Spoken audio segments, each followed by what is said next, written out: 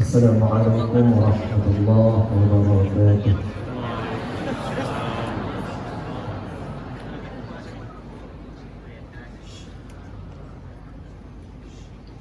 أعوذ بالله من الشيطان الرجيم.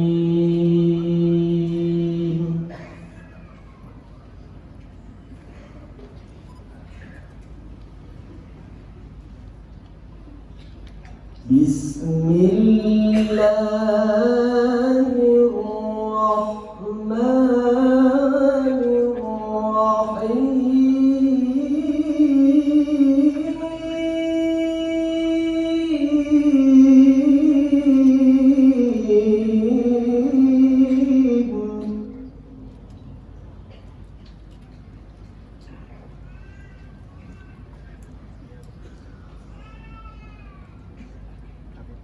لو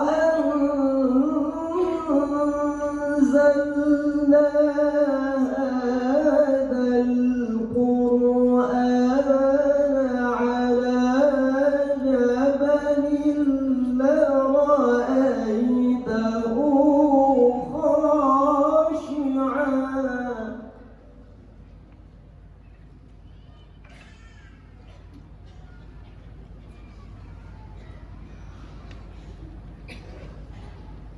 لرأيته خاشعا متصدعا من خشية الله.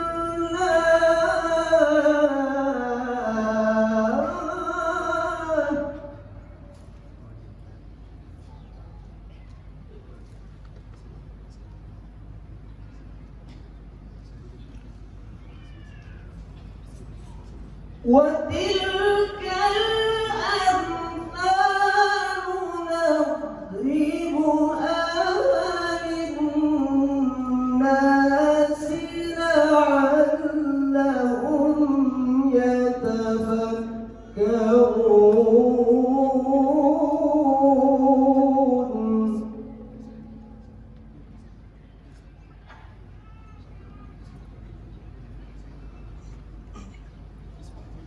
هو الله الذي لا إله إلا هو.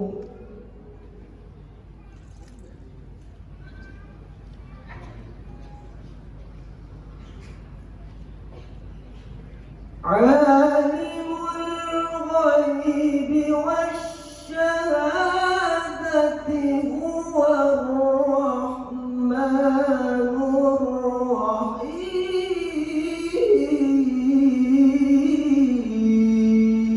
الرحيم.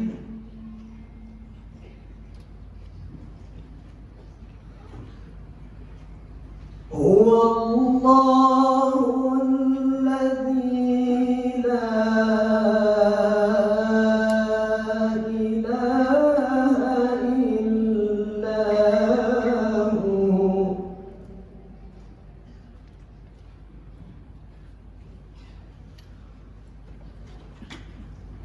الملك القدوس السلام المؤمن المهيمن العزيز الجبار المتكبر.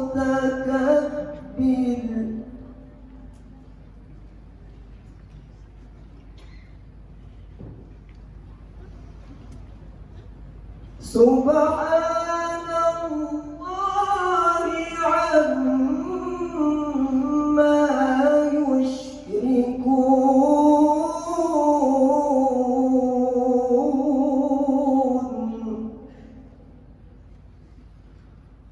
سبحان الله عما يشركون.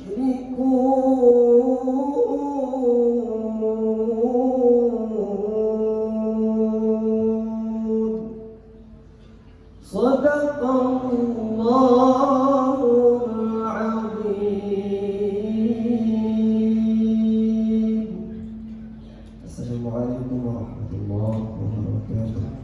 Waalaikumsalam warahmatullahi wabarakatuh.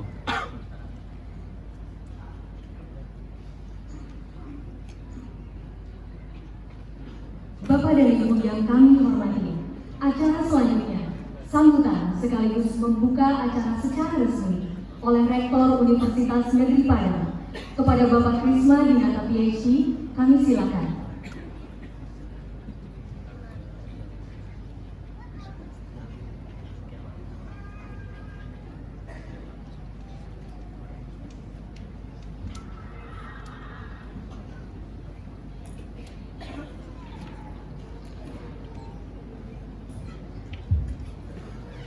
Bismillahirrahmanirrahim. Assalamualaikum warahmatullahi wabarakatuh. Waalaikumsalam warahmatullahi wabarakatuh. Alhamdulillahirabbil alamin. Wassalatu wassalamu ala asrafil anbiya'i wal mursalin sayyidina maulana Muhammadin wa ala alihi wa sahbihi ajma'in. Amma ba'du. Asyhadu an la ilaha illallah wa asyhadu anna Muhammadar Rasulullah. Allahumma sholli ala sayyidina Muhammad wa ala ali sayyidina Muhammad. Segala puji bagi Allah Tuhan semesta alam yang pada pagi hari ini kita masih dilimpahkan rahmat dan karunia-Nya sehingga bisa kita hadir dan bangun pagi, ya, kita berniat bersama-sama bisa melangkahkan kaki, bisa sampai di sini dan bisa menghadiri acara ini. Itu merupakan suatu nikmat yang tak terkira yang diberikan Allah kepada kita semua. Dan tidak lupa doa bagi salawat dikurahkan kepada junjungan kita baginda Nabi besar Muhammad SAW dengan mengucapkan Allahumma sholli ala sayyidina Muhammad wa ala ali sayyidina Muhammad. Semoga salawat dikurahkan pada Nabi Muhammad dan keluarga, kemudian sahabat-sahabat dan juga pada anak kita. Amin ya rabbal alamin. Yang kita hormati dan kita banggakan guru kita Ustaz Dr. Rahman Skosa Haji Adi Hidayat SMA yang luar biasa. Ini adalah idola kita, panduan kita, semua rujukan kita yang luar biasa. Kebijakan pertama yang untuk dia memberikan idola kita luar biasa, banyak ilmu yang telah Ustaz berikan, ya, sehingga mengubah pribadi kita dan juga merubah peradaban kita hendaknya. Kemudian yang kami hormati juga para tokoh-tokoh ulama yang hadir pada kesempatan ini, yang ada para guru kami, buya-buya yang hadir pada kesempatan ini, dan ucapkan terima kasih atas kehadirannya dan ikut berpartisipasi dalam kegiatan ini. Dan juga dari Universitas Negeri Padang kami hormati Bapak Ketua Senat Akademi Universitas, Sekretaris Beserta Anggota, kemudian juga Ketua atau Sekretaris Majelis Wali Amanah Universitas Negeri Padang, dan semua pimpinan yang ada di Universitas Negeri Padang, mulai dari wakil rektor sampai kepada kepala labor, dosen teknik, ya, yang dalam tugas tambahan, kemudian para dosen-dosen yang hadir pada kesempatan ini, mahasiswa-mahasiswa Universitas Negeri Padang, dan juga kepada jemaah, ya, jemaah kaum muslimin dan muslimat yang hadir dan ingin bertemu dan mendengarkan tausiah dari Ustaz kebanggaan kita ini. Izinkan Ustaz dan para hadirin, diri dari orang Sumatera tidak lepas dari pantun. Izinkan jawaban Ustaz. Ke pasar pagi beli terasi, mampir sejenak beli ketupat. Bersyukur kita berkumpul di sini mendengar dakwah penuh manfaat.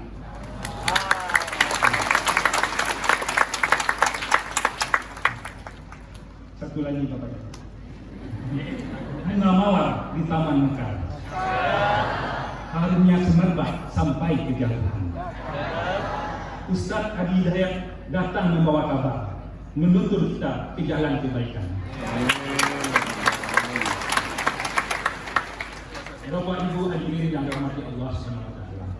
Pertama, izinkan saya selaku Rektor Universitas Negeri Padang menyampaikan rasa syukur dan terima kasih sekali kepada Ustaz yang meluangkan waktu datang ke sini. Ustaz ini adalah idola saya juga, banyak yang saya belajar dari beliau. Saya kenal Ustaz ini kira-kira 21 tahun yang lewat Ustaz. Ya, waktu Ustaz masih ceramah di Salman ITB, bukan di Salman tapi di gedung sebelah Kopman, bukan di Salman, bukan di masjid tapi di sebuah lokal. Itu kalau nggak salah hari Jumat untuk Ustaz. Nah, waktu itu Ustaz masih muda, saya pun juga muda waktu itu. 21 yang lewat waktu itu jadi mahasiswa. Nah, di sana saya lihat ada keunikan cara Ustaz ini memberikan ceramah. Yang selalu saya ingat adalah pasti ada papan tulis dan spidol. Nah, ini yang biasanya. Kalau biasa kita dengan ceramah kan pasti dengan langsung monolog. Nah, ini lanjut juga kita berdiskusi dengan adanya papan tulis. Jadi papan tulis sudah siapkan ya. Nah, ini dikasih dari Ustaz ini. Itu yang ingat saya ingat. Tapi saya waktu itu nggak sempat jumpa Ustaz lagi, ya. Nggak tahu mau nyanyi di mana waktu Ustaz. Terpaksa saya nyanyi ke Percikan Iman Ustaz dan Dahul Tauhid itu Ustaz. Sekali lagi terima kasih Ustaz atas kedatangannya. Kemudian ya UNP Bapak Ibu, yang Bapak Ibu tahu sekarang UNP sudah besar sekarang kampus kita itu sudah dirintis oleh para senior kita. Sekarang UNP itu jumlah mahasiswanya sudah 54.000, ya banyak sekali. Dan alhamdulillah kita punya 10 fakultas dan 2 sekolah, artinya kita punya 12 fakultas dan juga kita memiliki dosen 1.440 dengan jumlah doktornya adalah sekitar 485. Nah, ini saya tunjukkan ini karena kita punya target minimal kita 60, kalau bisa dosen-dosen kita nanti kita targetkan adalah 100% doktor. Nah, kemudian kita juga punya program studi 155 program studi Ustaz. Ya, ini cukup luar biasa ya. Dan juga kita adalah termasuk yang terbanyak mahasiswanya yang ada di luar Pulau Jawa, dan juga kita memiliki 10 kampus yang tersebar di Provinsi Sumatera Barat Ustaz. Jadi UNP memang terus berkembang, tapi bagaimana membina karakter dari mahasiswa tersebut. Nah, kita mengusung tema UNP ini ke depannya adalah bagaimana UNP ini kita jadikan rumah kita. Rumah adalah di sini bukanlah sebuah, kalau diterjemahkan bahasa Inggris, rumah di sini bukanlah house, ya, tapi adalah home. Kalau house itu ada bangunannya, ada lantai atau dindingnya itu bisa fisik, tapi kan adalah home itu adalah tempat tinggal, tempat kedamaian. Jadi kita inginkan UNP ini tumbuh menjadi tempat kedamaian, tempat sebagian dari dosen atau sebagian mencari nafkah, tetapi juga adalah jalan untuk beribadah menuju kehidupan berikutnya. Itulah tujuan kita, bagaimana UNP ini menjadi rumah kita. Jadi kawan-kawan, ya, bahwa kolega tidak hanya bekerja di sini, tapi beribadah, ya, dan juga mendapatkan bekal tidak hanya ilmu yang bersifat intelektual, juga akan kita berikan bersifat spiritual Ustaz. Nah, ini adalah salah satu kegiatan kita sangat menyambut baik dengan kedatangan Ustaz ini. Kenapa? Ini salah satu dari program kita bagaimana meningkatkan spiritual selain dari intelektual. Dan juga Ustaz, sebagai informasi, kita di UNP juga setiap subuh Jumat kita menyelenggarakan subuh murakah, ya. Jadi semua dosen dari pegawai semuanya habis subuh ini harus di masjid di sebelah dan kita adakan tausiah. Nah, ini terus kita kembangkan, ini sudah jalan hampir tahun ke-6 Ustaz. Nah, jalan kita waktu Covid pun kita jalan, waktu itu kita pakai Zoom. Tapi sekarang kita gabungkan yang ada di dalam di masjid juga ada di Zoom Ustaz. Jadi kita yang baik-baik dari yang lama kita pertahankan. Ini penting dan terus akan kita tingkatkan sekali lagi. Jadi memang itu bahwasanya UNP punya program bagaimana menyeimbangkan antara kemampuan intelektual dengan spiritual, hendaknya kita bangun terus ke depan. Bapak Ibu yang kami muliakan, kalau kita lihat di era modern ini kita dihadapkan berbagai tantangan, ya, baik tantangan intelektual maupun spiritual. Perkembangan teknologi dan globalisasi di satu sisi memberikan banyak kemudahan, tetapi di sisi lain menimbulkan masalah baru seperti degradasi moral dan pudarnya nilai-nilai agama.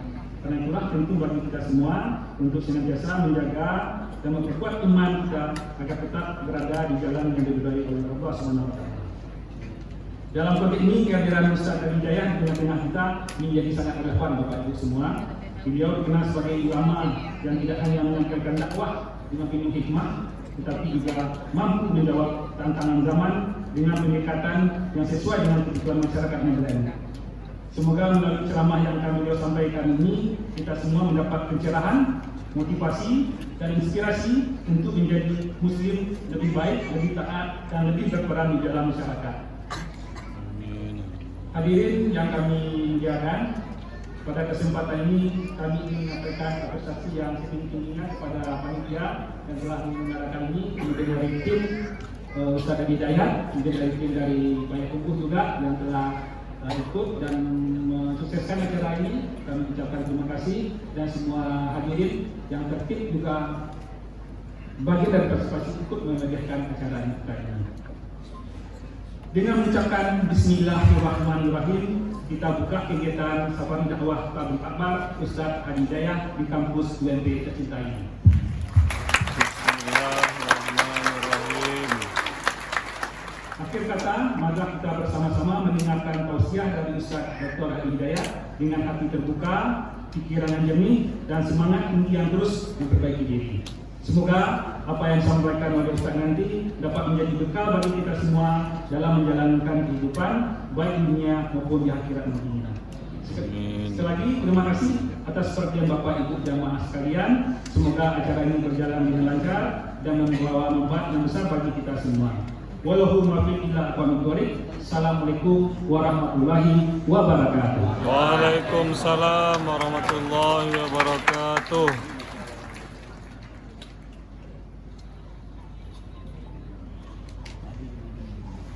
Terima kasih kami ucapkan kepada Bapak Rektor. Hadirin yang kami muliakan, acara selanjutnya tibalah kita pada acara inti, yakni Tabligh Akbar bersama Ustaz Dr. Honoris Causa Adi Hidayat, LC-MA. Tabligh Akbar ini akan dipandu oleh moderator Bapak Al-Ikhlas LC-MA, yang juga merupakan dosen program studi Pendidikan Agama Islam dari Fakultas Ilmu Sosial Universitas Negeri Padang. Beliau juga lulusan dari Al-Azhar University, Kairo, Mesir. Kepada Bapak Al-Ikhlas, disilakan.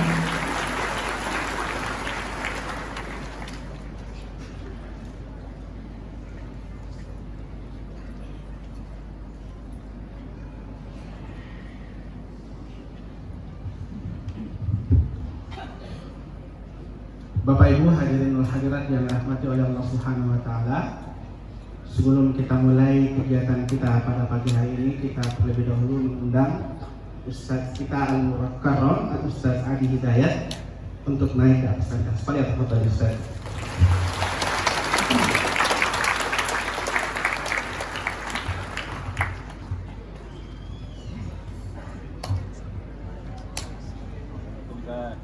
Halo, assalamualaikum.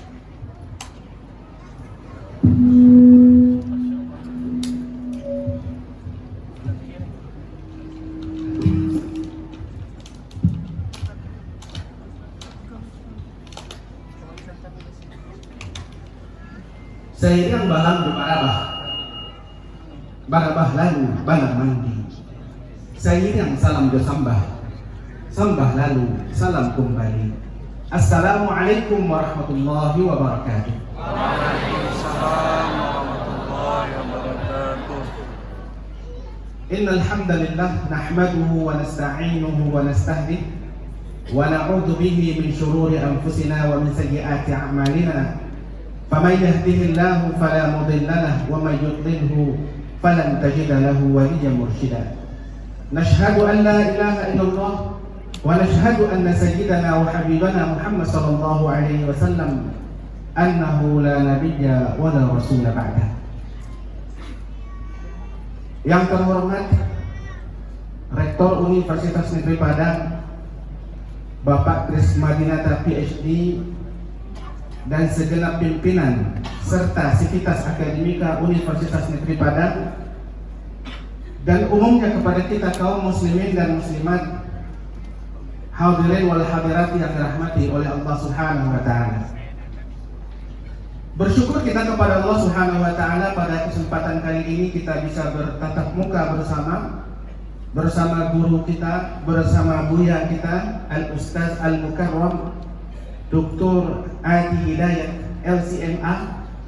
Alhamdulillah beliau menyempatkan hadir bertemu dengan kita, berbagi ilmu dengan kita dalam rangka falyatafaqquh fiddin. Selanjutnya salawat dan salam untuk junjungan kita yakni Nabi Muhammad sallallahu alaihi wasallam. Allahumma salli ala Muhammad wa ala ali Muhammad. Semoga keselamatan senantiasa tercurah kepada beliau begitupun kepada kita selaku umatnya. Hadirin wal hadirat yang dirahmati oleh Allah Subhanahu wa taala, kita tidak asing lagi ya dengan Ustaz Adi Hidayat. Ghaniyun 'anil ta'rif, la yahtaj ila ta'rif. Tidak perlu diperkenalkan lagi, tapi sedikit. Beliau kelahiran pada tanggal 11 September tahun 1984 ya, di Pandeglang, Provinsi Banten, dan menyelesaikan studi S1 di Kuliah Dakwah Al-Islamiyah di Tripoli, Libya, dan beliau juga melanjutkan studinya S2 di International Islamic College juga di Libya. Dan pada tahun 2023 beliau mendapatkan penghormatan berupa Dr. Honoris Causa dari Universitas Muhammadiyah Jakarta. Alhamdulillah, tepuk tangan. Nah, baik, hadirin wa hadirat yang dirahmati oleh Allah Subhanahu wa taala, yang banyak berbicara nanti adalah beliau yang akan memberikan pencerahan kepada kita semuanya pada kesempatan kali ini. Tapi perkenankan juga, kita orang Sumatera Barat biasa berpantun, Ustaz. Nah, untuk menyampaikan beberapa pantun. Jangan khawatir, nggak panjang. Indah terlihat si Gunung Padang, indah terlihat dari kampung seberang. Kepada hadirin wal hadirat kami ucapkan selamat datang pada kegiatan tabligh akbar di Universitas Negeri Padang.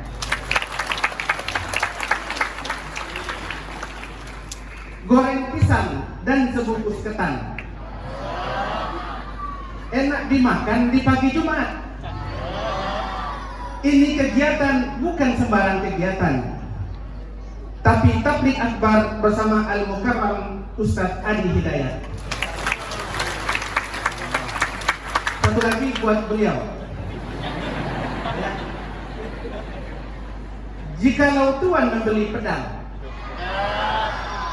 belilah pedang bertangkai biru. Kepada Buya Adi Hidayat kami ucapkan selamat datang di UNP Kampus Alam Takambang jadi guru. Baik, hadirin dan hadirat yang dirahmati oleh Allah SWT, kita akan langsung dengarkan kultum. Ya. Kultum bukan 7 menit ya, tapi kuliah terserah antum, Ustaz. Ya. Maka sama-sama kita dengarkan. Falyatafaddal mashkura.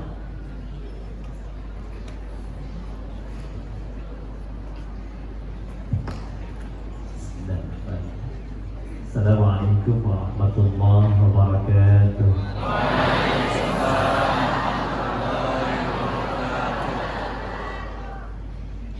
Alhamdulillahilladzi karrama ahlal ilmi ala sa'iril makhluqat.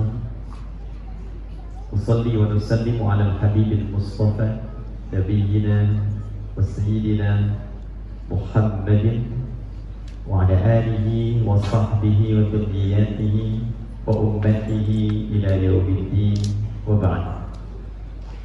Yang kami hormati dan kita banggakan, dan kita selalu bermohon kepada Allah semoga beliau diberi kesehatan, kekuatan, dan kemampuan mengakhodai universitas yang megah ini sehingga dapat menjangkau dan meraih harapan-harapan yang ditampilkan.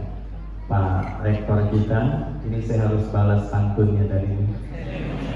Pikir-pikir apa tadi ya? Aura kasih makan udang. Ada rumput di kantor Pak Dada.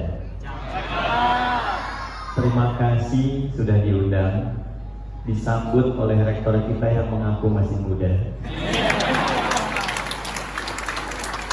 Bagus, terima kasih para wakil rektor, dekan, wakil dekan, ketua senat dan jajaran, MWA, Majelis Wali Amanah, dan seluruh sivitas akademika di kampus yang sangat megah, dan saya penuh hormat menjadi bagian dari kampus ini, Universitas Negeri Padang.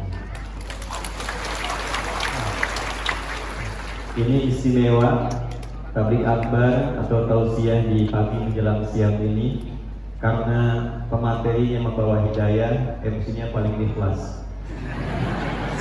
Jadi kalau sudah dihadirkan orang ikhlas didampingi pembawa hidayah, belum juga membuat kita semangat menjadi lebih baik, maka perlu dikirimkan siapa lagi yang hadir di atas panggungnya. Baik, hadirin sekalian, saya sebetulnya tadi Mas Ikhlas sudah ingin menyiapkan pakai jas, Pak Rektor, pakai dasi, tapi di pertengahan saya memutuskan mengganti jadi batik. Ternyata kita senyawa gitu ya. Ada 3 alasan. Yang pertama, memang ini ada nuansa Hari Batik Nasional dimulai 2 Oktober 2009, dan bagian dari rasa cinta kepada bangsa dan negara kita menampilkan nilai-nilai itu sehingga tidak akan pernah terjadi pertentangan antara nilai spiritual dengan nilai-nilai yang tertanam dalam sifat nasional.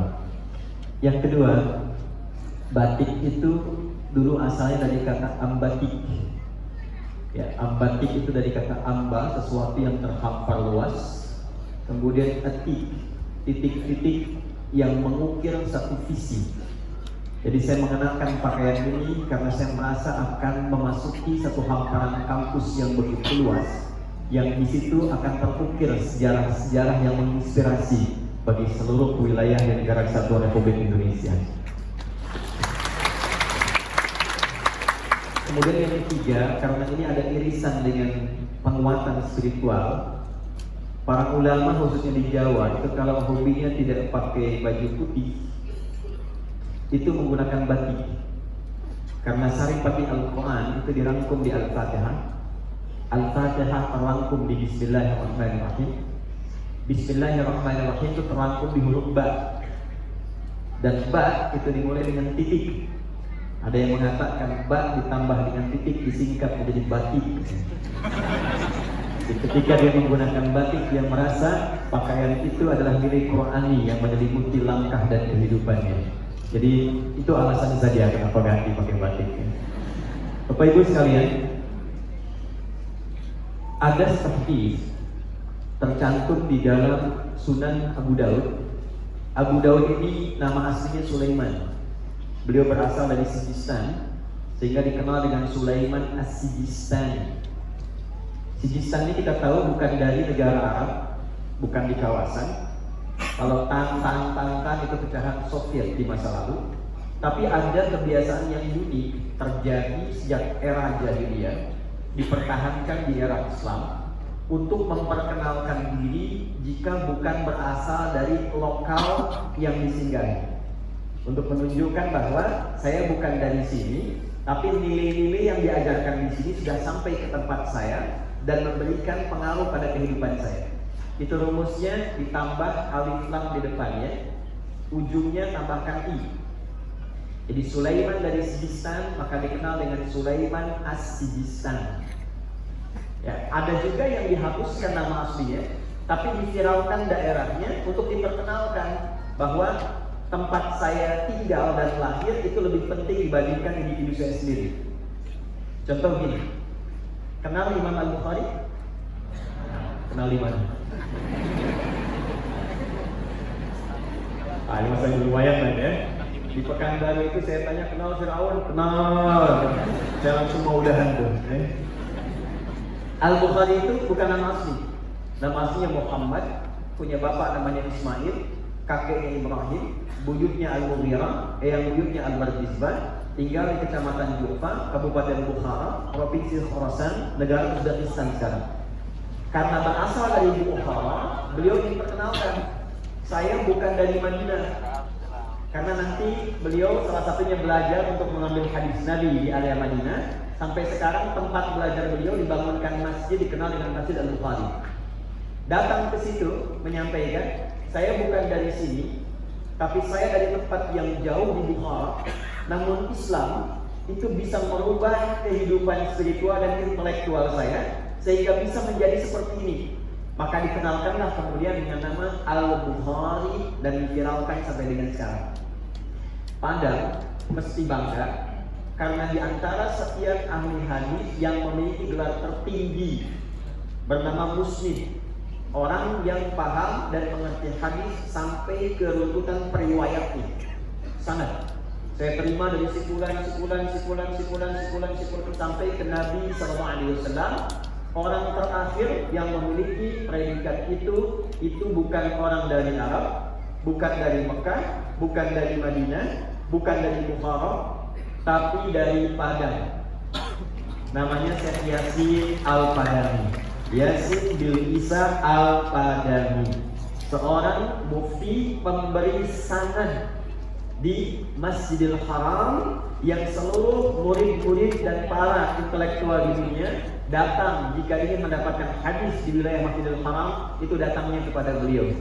Dan banyak murid-murid beliau yang bertebaran, termasuk dari Mesir yang pernah menjadi mufti di Mesir, yaitu Syekh Ali Jum'ah yang saat beliau kuliah di sana. Baik kelas.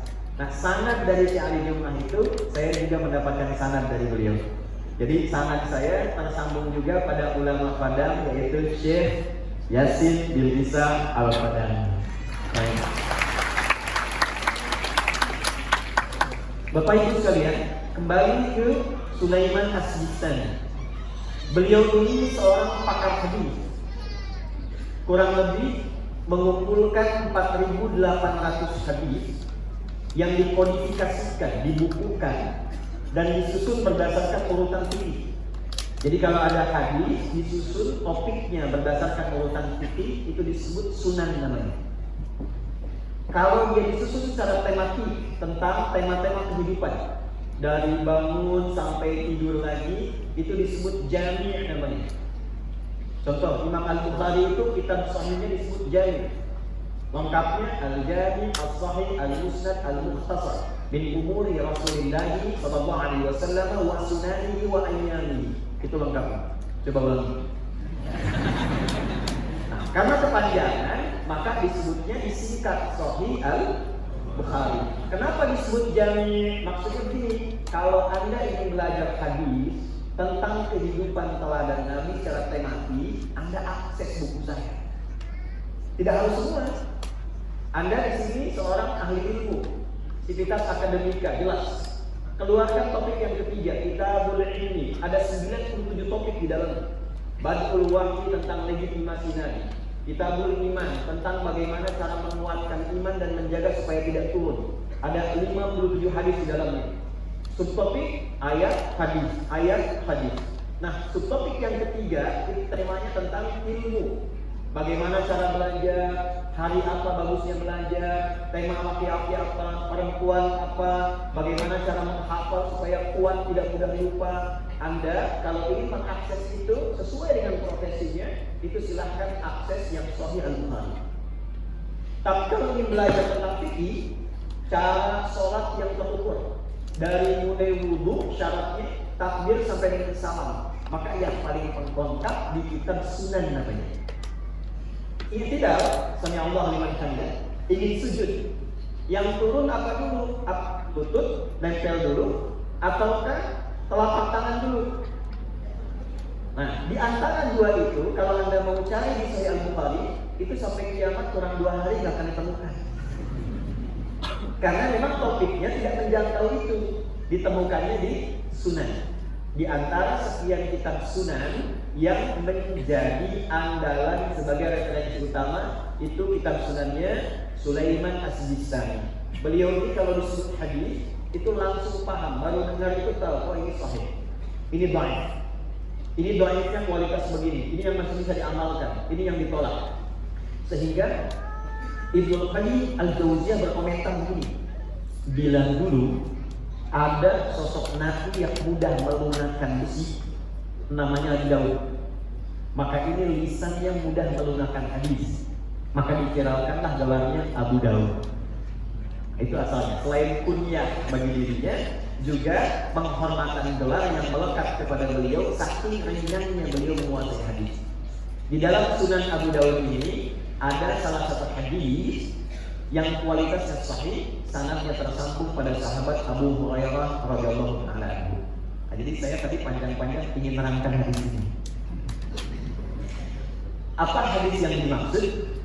Nabi pernah menyampaikan, Anda akan mendapati fi kulli ra'si mi'ati sanatin, dalam setiap 100 tahun perkembangan era hidup, perubahan waktu itu, man yujaddidu laha dinaha, para pembaharu, orang-orang hebat yang visioner yang akan menghidupkan kembali nilai-nilai ajaran agamanya, Islamic value, sesuai dengan kebutuhan era dan masanya.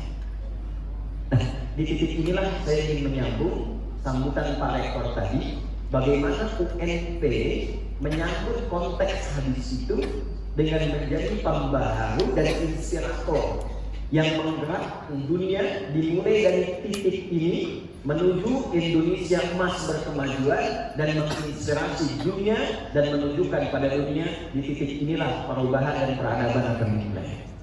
Ya. Jadi sebetulnya saya pun tidak tahu mau bahas apa. Jadi ketika Pak Rektor kasih sambutan, saya pikir hadis ini yang paling cocok untuk kita urai. Saya tidak dikasih tema Pak Rektor ini. Jadi ini makanya kultum, kuliah terserah antum. Nah, teman-teman, cara berpikirnya ini. Ini mohon izin saya disiapkan papan tips, nanti kalau tidak digunakan masuk kategori mubazir gitu. Mubazir itu ada penggeraknya. Tasrifnya bazara yubaziru tabdiran. Bahwa mubazir wadaka bazar. Sia-sia. Ya. Sekarang disingkat bazar. Bazar itu orang yang berbuat sesuatu yang sia-sia. Nah, saya tidak mau masuk golongan itu. Belajarnya yang betul ya, kita punya ilmu derivasi namanya sorof. Tapi sekarang di era perkembangan digital ada berubah tafsirnya. Pasbaka yufeksiku Facebookan. Tak-taka yutaktiku tik-taka. Taba ya tubuh yutuba. Instagram yang Instagramu Instagram. Kita definisikan dulu ya, supaya jelas cara berpikirnya. Jadi saya lebih senang kita memahami sesuatu dibanding sekedar menghafalkannya. Ya, itu titik poinnya. Saya ingin pastikan, mohon izin supaya bisa terakses dengan baik. Di belakang kelihatan ini. Terima kasih. Mahasiswi UNP imannya sangat tinggi, belum saya tulis sudah kelihatan.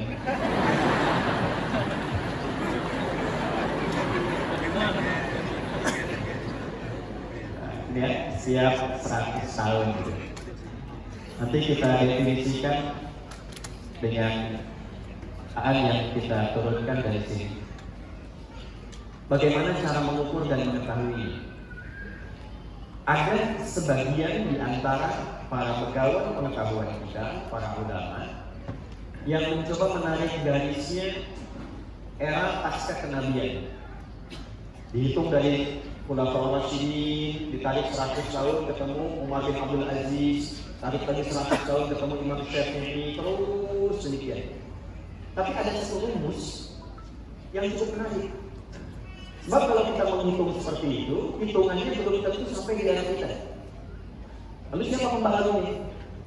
Cara berpikir demikian tidak menggerakkan kita menjadi subjek, tapi hanya menempatkan diri kita menjadi objek. Sedangkan Al-Quran dan Hadis mengajak semua kita itu menjadi bagian dari subjek kebaikan. Karena itu di dalam ta'rif bahasa Arab di ilmu nahwu itu selalu fa'il didahulukan dibanding maf'ul, ya.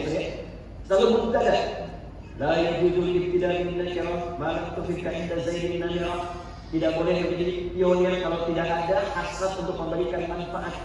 Maka jadilah seorang pelaku di setiap nilai kebaikan dibandingkan sebagai seorang objek yang hanya mendapati hasilnya. Maka cara mengukurnya, saya dengan cepat tarik garis 100 tahun ke belakang. Lalu tempatkan diri kita di 100 tahun ke depan saat ini untuk mengukur apa yang kita bisa lihat dan kita bisa perkembangkan. Nah, kita tarik dulu, sekarang gunakan tahun Masehi lah yang lebih mudah, 2024, 1446. 1446. 2024 dikurangi 100 berapa? 1924. Oke. Baik. Yuk kita tarik secara kontekstual. dalam dunia kita sekarang, sehingga maksudnya begini, kita tahu apa yang harus kita lakukan sekarang. Anda kampus ini, tadi disebutkan ada kurang lebih 50.000 siswa. Pertanyaan saya sederhana, apa yang Anda harapkan dan akan Anda lakukan ketika masuk ke kampus yang megah ini? Mau berbuat apa? Sekarang itu era 5.0 yang dalam konteks terapannya itu kita sudah nggak bisa bercita-cita lagi seperti dulu. Dulu orang berkata begini, saya pengen jadi presiden, saya pengen jadi insinyur, ya, saya pengen jadi dokter. Nah, sekarang kita di era yang tidak masuk ke dalam konteks pendidikan seperti itu lagi, karena yang pengen jadi seperti itu sudah banyak. Saingannya terlalu ketat. Yang ingin jadi dokter itu sudah melimpah. Sekarang itu di era berbalik pertanyaannya, apa yang kita bisa buat sebagai satu perubahan berkemajuan di tempat kita berkehidupan? Itu poin. Jadi ketika Anda masuk ke kampus ini, baik sekarang yang baru bergabung di awal semester atau yang sudah di tahun-tahun terakhir, apalagi program pasca sarjana, pertanyaan besarnya, kreasi apa yang Anda bisa buat dan Anda ciptakan di era ini untuk membawa sebuah pencerahan berkemajuan. Ini tantangan yang besar dalam Islamic value itu seperti itu. Saya berikan satu rahasia ya, tapi tolong jaga di antara kita saja. Anda kalau catat, Islam itu kalau datang ke satu tempat tidak pernah disebut penguasaan. Belanda datang ke Nusantara disebut penjajahan Belanda. Jepang datang penjajahan Jepang. Romawi mengekspansi, tapi Islam memperkenalkan sesuatu yang baru, disebut dengan fatah namanya. Sampai ada suratnya di Al-Quran, surat ke-48. Inna fatahna laka fathan mubina. Apa artinya fatah? 1 juta? 2 juta? Ya. Ya. Apa ini? Membuka atau menakutkan? Ya, sangat tepat. Kemenangan, ya. Ini luar biasa pencari 2 juta ini. Ya. Ya, waktunya habis. Fatah itu asalnya bukan penaklukan, bukan kemenangan. Fatah itu asalnya membuka 3 hal. 1, kebaikan. 2, kesuksesan. 3, kebahagiaan. Itu asalnya. Jadi kenapa disebut fatah? Karena Islam itu dan pemeluknya, siapapun yang mengaku muslim, ditempatkan dimanapun, dia harus bisa membuka ruang-ruang kebaikan yang mengantarkan dia pada kesuksesan dan kebahagiaan. Kunci. Karena itu setiap tempat yang dipijak oleh kader-kader dan mahasiswa yang digembleng oleh Nabi, di tempat manapun dipijak, itu asalnya cuma 40 orang. Tapi setiap 40 ini bergerak ke setiap tempat itu selalu terbuka, mencerahkan dan kemajuan. Anda kalau mau riset silakan. Setiap tempat yang dipijak oleh alumni pendidikan Nabi, di tempat yang tidak semegah ini. Nama tempatnya Darul Arqam, lokasinya itu di Bukit Sofa. Tempatnya sederhana, yang belajar cuma 40 orang. Dikenal dengan As-Sabiqun al-Awwalun. Yang milenial seperti Anda ada yang ke-17 masuk Islam ini. Namanya Arqam bin Abi Arqam, diajak oleh sahabat Utsman bin Affan. Semua sahabat ini 1 ke 40-nya berpijak dimanapun, itu selalu membuka pintu ruang kebaikan dan seluruhnya sukses tanpa kecuali. Ada yang jadi pebisnis. Abdurrahman bin Auf itu modalnya cuma pakaian. 3 tahun jadi orang terkaya di Madinah. Waktu kami dianugerahi honoris causa, itu saya hitung valuasinya saat Nabi meninggal, itu hartanya kurang lebih 14.000 triliun. Ada hitungan bahkan yang menghitung sampai 74.000 triliun. Jadi beliau menempati karir kesuksesan terkaya di urutan ketiga paling puncak. Kan orang kaya itu ada 3. 1 kaya, yang kedua kaya banget, yang ketiga kebangetan kayanya. Nah ini nomor 3, paling tinggi. Nah jadi yang mau saya katakan, ini tarik ke nuansa seperti ini, terus kita komparasikan dengan cara kita sekarang. Semangat apa yang kita dapatkan dari sini untuk membuat sebuah perubahan yang berarti di era ini? Yuk, tarik ke Indonesia. Kita nggak usah jauh-jauh bahasa Arab dan sebagainya. Di tempat kita saja. Dan nanti tokohnya ternyata, ya itu adalah orang Bukit Tinggi, orang Sumbar, tokoh utamanya. Saya mau tanya sebentar, di tahun 1900-an sampai 1924 ke atas, 1928, momen apa yang paling dikenal? Sumbar? Baik, tanggal berapa? 28 Oktober tahun 1928, 4 tahun setelah ini ya. Dimulainya dari tahun berapa persiapannya? Berapa lagi? Teman-teman, yuk kita agak dalam sedikit ya. Saya kalau membahas tentang sejarah itu saya telusuri sampai ke titik ini. Saya sampai ke Belanda, saya ngajar di Den Haag, kemudian ke Utrecht, ke Delft, saya cari tempat Stokholm, lalu saya duduki kantor VOC 20 menit. Kita pernah diduduki oleh VOC, kita duduk di balik tuh, 20 menit ya. Dan itu luar biasa. Itu cuma sebagian kecil nih dari tiang ini ke tiang itu kantor VOC ke belakang. Mereka bikin konsorsium, tapi gudangnya kurang lebih 1,5 kali auditorium ini. Ditempatkan di sebuah kanalnya nyambung ke 13 provinsi di Belanda dan langsung nyambung ke Samudra Hindia. Jadi kalau ngambil rempah-rempah dari Sumbar, ini diteruskan langsung masuk Samudra Hindia, itu langsung parkirnya di depan gudangnya VOC. Tahun itu 1901 ada seorang tokoh bernama Ford Theodor van der Werven. Dia menulis dalam sebuah majalah namanya The Beats. Ya. Dan ini punya akses langsung ke ratu kerajaan. Waktu itu yang baru dilantik namanya Ratu Wilhelmina. Beliau menulis seluruh petualangan Belanda pada saat itu di wilayah yang disebut dengan Hindia atau Bumi Putra itu ternyata, mohon maaf, menyisakan luka yang sangat pedih, menyengsarakan masyarakatnya, sehingga harus didorong adanya politik balas budi untuk menunjukkan kesan bahwa kerajaan Belanda itu tetap memberikan perhatian untuk kemakmuran seluruh wilayah yang dikuasai. Maka dimunculkanlah apa yang disebut dengan etik politik atau kita kenal dengan politik etis. 1900 ini ditulis di 1889, direspon 1900 oleh Ratu Wilhelmina, dikeluarkan tahun 1901. Di dalamnya ada 3 kebijakan, saya agak cepat tidak saya urutkan dengan detil.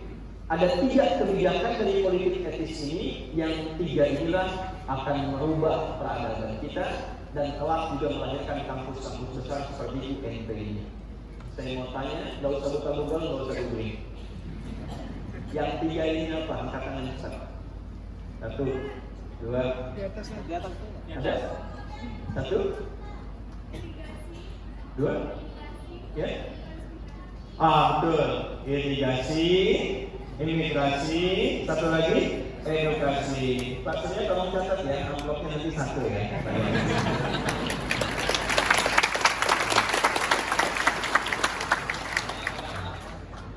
Saya akan fokus ke satu bagian, ternyata yang 2 gagal.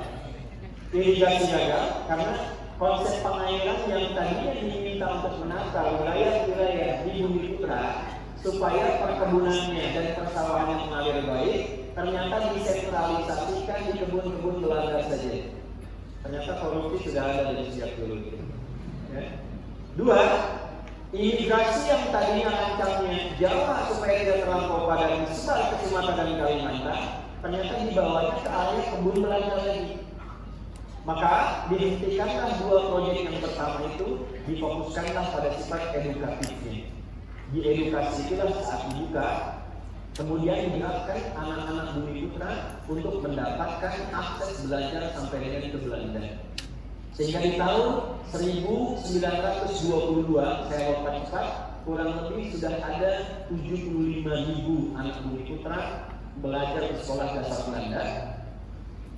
6.500 yang sudah lulus dalam kualifikasi sarjana, dan yang bergerak ke Belanda pada saat itu untuk menemukan ruang baru perubahan namanya orang yang sangat melegenda, ahli di bidang koperasi dan kerakyatan, berasal dari Bukit Tinggi, yaitu yang dihormati Bapak Muhammad.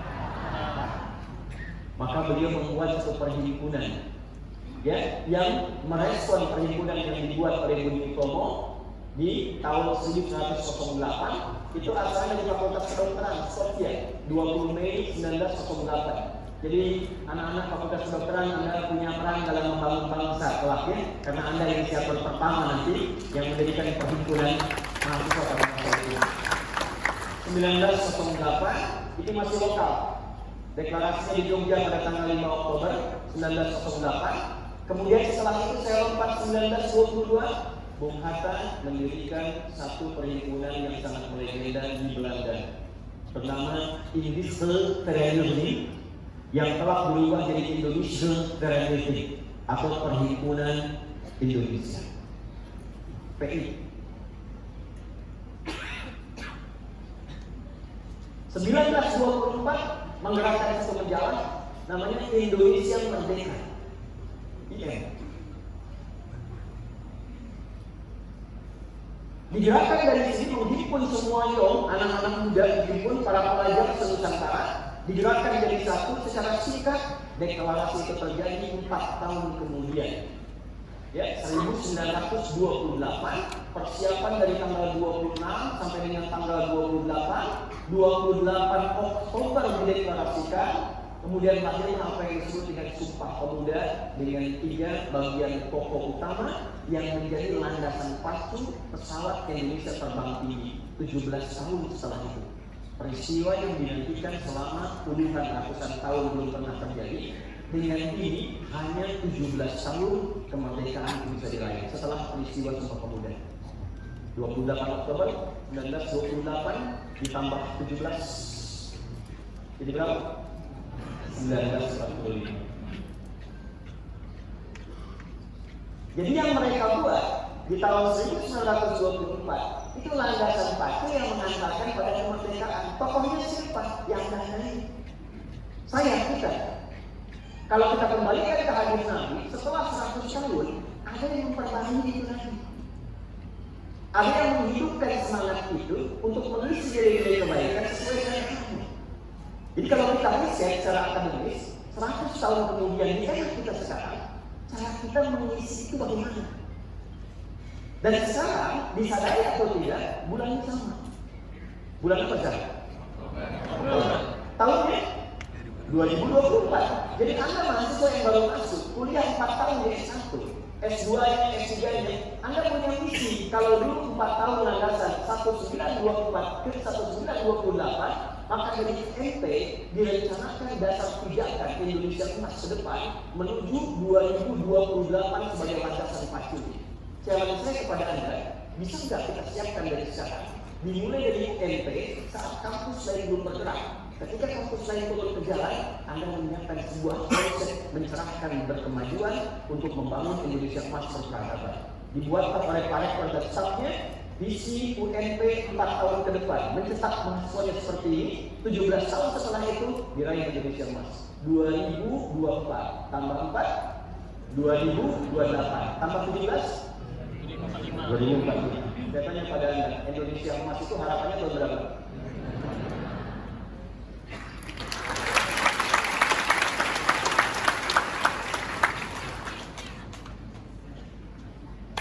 Inilah pentingnya Bapak Tulis. Jadi kita tidak hanya bicara secara konseptual itu tersusun. Ini yang dimaksud di surah Al-Imran, wa tilkal ayyamu nudawiluha bainan nas. Ada inspirasi dalam setiap kejadian di muka bumi ini yang value-nya bisa kita ambil untuk kita isi di era di setiap kita tinggal.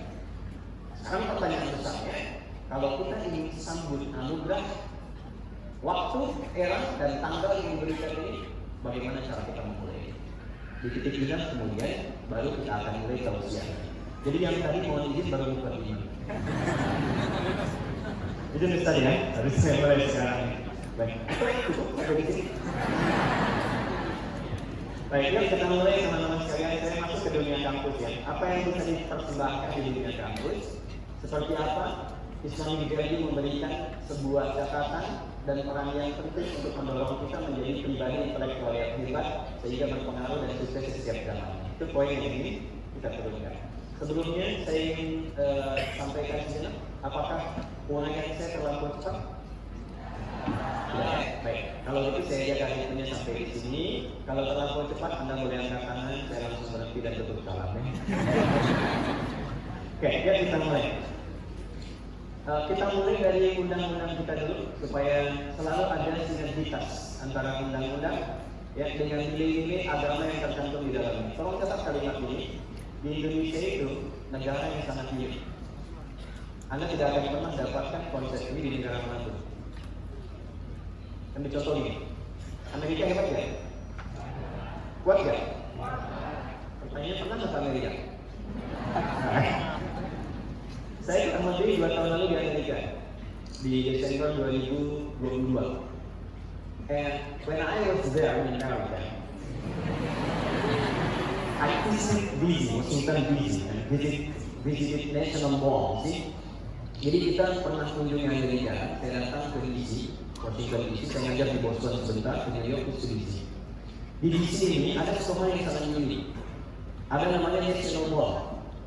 Semua miniatur kehidupan dan sejarah Amerika serta penjaga negara Amerika itu bisa diakses oleh semua kalangan ada di situ.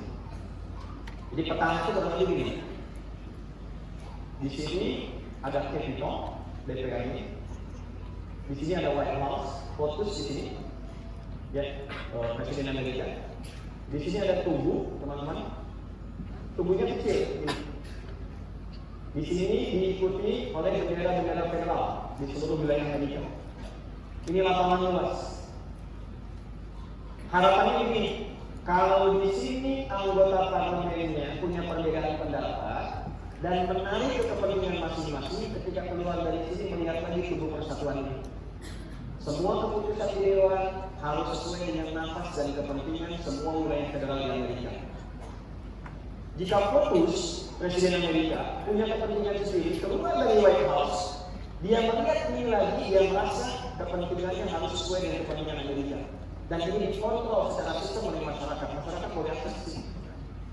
Oleh karena itu, Amerika dikenal dengan negara sistemik. Jadi Anda mau membuat apapun, sepanjang tidak mengganggu sistem, itu boleh. Mau mampu, silakan, tapi jangan ganggu sistem. Ya, mau narkoba, silakan, tapi jangan ganggu sistem. Mau membunuh, jangan. Tapi punya senjata, boleh, asal tidak ganggu sistem. Ketika mengganggu sistem, baru dieksekusi. Itu sistemik. Karena itu jangan salah, pembunuhan banyak, kriminalitas banyak. Ya, daerah zombie di Amerika sampai sekarang itu banyak. Tapi secara sistem terlihat seperti kuat. Bung Karno berangkat ke sana, ditemani dengan delegasi dan anggota-anggota yang luar biasa. Kemudian saya percepat ya akses informasinya. Sebetulnya ada detail yang sangat mendalam, tapi saya ingin percepat ke inti bahasan kita saja. Begitu melihat fenomena ini, beliau kemudian tergambar satu visi besar yang akan dibawa pulang ke Indonesia Nusantara. Begitu kembali, ini yang ingin saya sampaikan.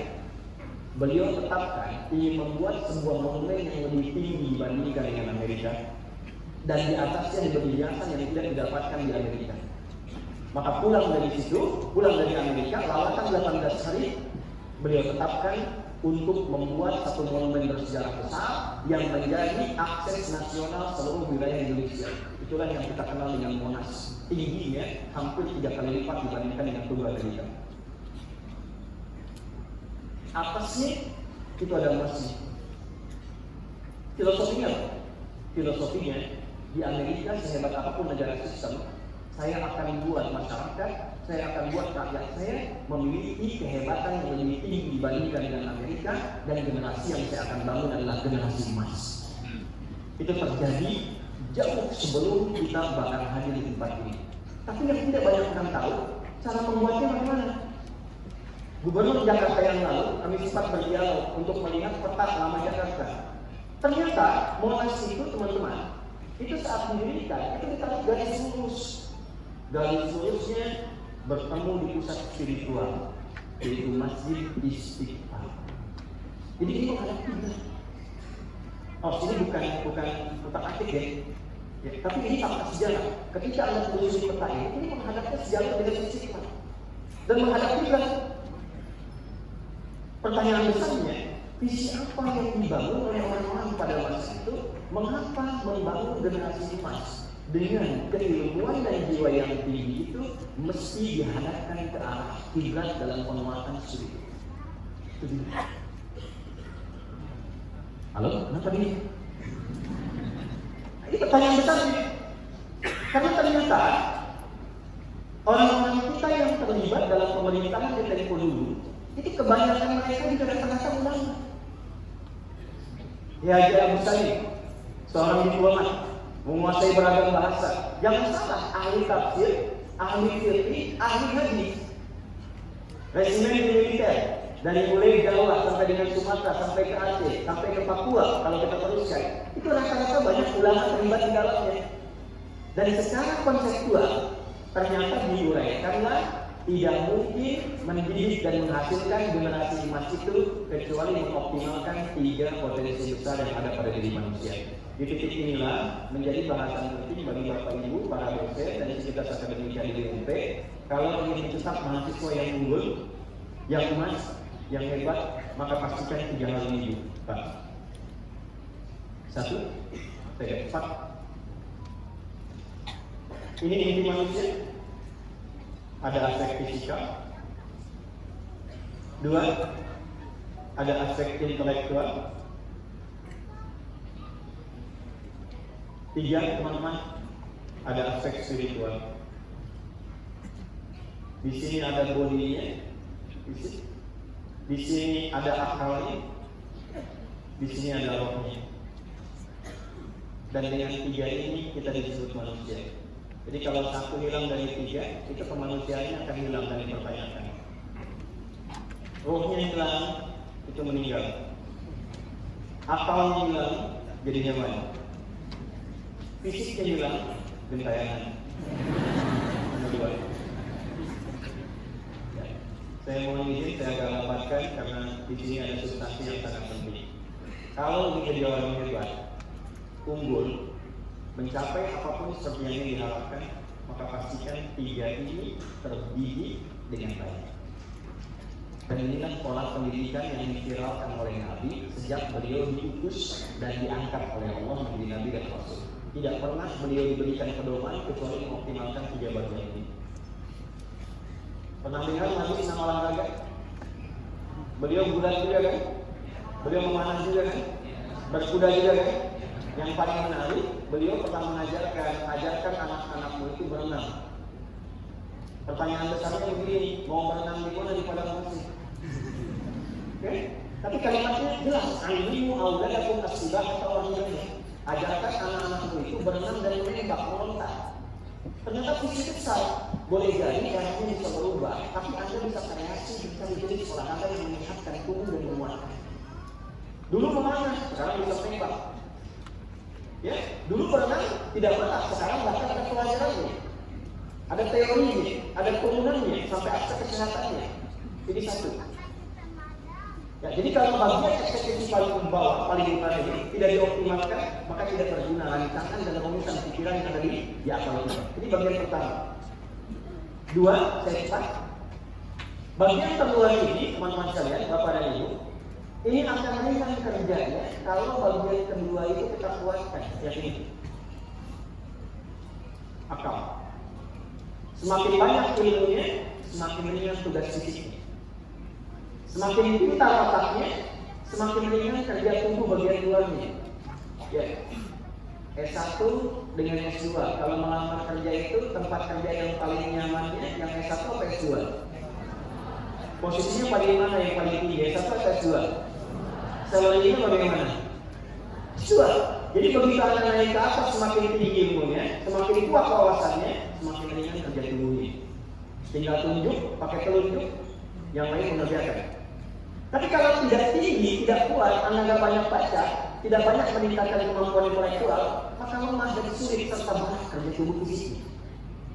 Yang kedua, ya saya gambarkan dulu, nanti saya rincikan turunan-turunan dalam seni ini seperti apa kita optimalkan. Yang ketiga, Ini yang paling penting karena di sini ada unsur instruksinya yang menentukan sukses, tidak, baik, buruk, itu ada di sini. Di awal, mohon izin saya ingatkan, ada banyak sekarang yang keliru memahami bahwa otak itu atau dalam konteks lain akal itu memberi perintah. Tidak. Teman-teman, akal itu hanya merumuskan bagaimana supaya perintah bisa dieksekusi dengan cepat. Jadi semakin perintah kita, semakin cepat, semakin mudah dieksekusi. Itu fungsi akal. Jadi kalau Anda bicara akal yang sehat, itu artinya akal yang cepat merumuskan sesuatu supaya bisa cepat dieksekusi oleh tubuh. Tapi kalau yang ketiga ini tidak baik, maka yang kedua instruksinya instruksi yang buruk. Jadi kalau orang yang pintar, wawasannya luas, tapi perintahnya buruk, itulah yang akan mencelakakan dan menjadikan kehidupan tidak seimbang yang kita harapkan. Baik buruk, perintah itu munculnya dari sini.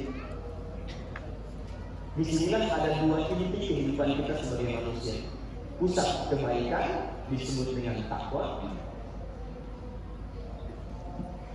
Provokasi keburukan disebut dengan fujur, nama lainnya nafsu. Cuma dua ini. Pas. Ini yang kita butuhkan sekarang. Takwa itu akumulasi semua sifat baik. Jujur, sabar, rendah hati, penyabar, giat, rajin. Itu akumulasinya disebut dengan takwa. Lawannya itu disebut dengan fujur, nama lainnya nafsu. Jadi kalau ada jujur, ada lawannya dusta. Ada rendah hati, ada lawannya sombong. Ada sabar, ada lawannya marah yang tidak terkendali. Dua ini. Jadi kalau orang yang pintar, tapi yang mengendalikan adalah nafsunya, maka yang terjadi eksekusi yang dilakukan oleh fisik itu pasti kriminal. Kenapa banyak korupsi terjadi? Padahal ahli hukumnya melipat. Yang pintar lainnya, karena yang takwanya kurang.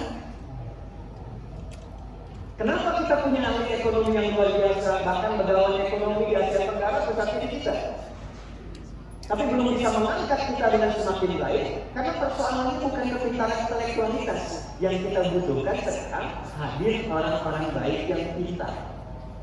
Nah, nukleus dari sifat-sifat spiritual ini itu membentuk karakter yang disebut dengan karakter moral namanya. Wah, nanti saya urutkan ya. Di sini membentuk karakter intelektual, di sini membentuk karakter fisikal. Kalau Anda belajar filsafat, ini nanti yang karakter moral disebut dengan etos. Etos memberikan pengaruh kepada logos, logos membentuk karakter disebut dengan pathos. Maka muncullah di sini etos, logos, dan pathos. Tiga bagian. Kalau logosnya pintar, etosnya tidak ada. Yang terjadi seperti yang kita saksikan saat ini, indeks korupsi meningkat, kriminalitas bertambah, apalagi era-eranya menjadi online. Saya juga jadi bingung, tiba-tiba kemarin saya bisa bikin press conference sedang hipertensi, padahal baik-baik saja. Saya juga bingung kemarin tiba-tiba ada video saya jualan garam, padahal saya lihat dia video dari awal ceramah belum pernah saya tahu dia tentang garam. Kemarin ada garam yang divideokan, hasilnya saya. Dan gambarnya itu sama mengajarkan tentang mandi, isinya jualan garam. Kenapa ya enggak? Itu era kita sekarang. Nah, jadi yang terpenting apa? Bagaimana menanamkan spirit takwa sebelum masuk ke aspek logos. Dan ternyata, kenapa saya mulai dari Amerika tadi? Hebatnya orang tua kita itu sudah menyadari ini.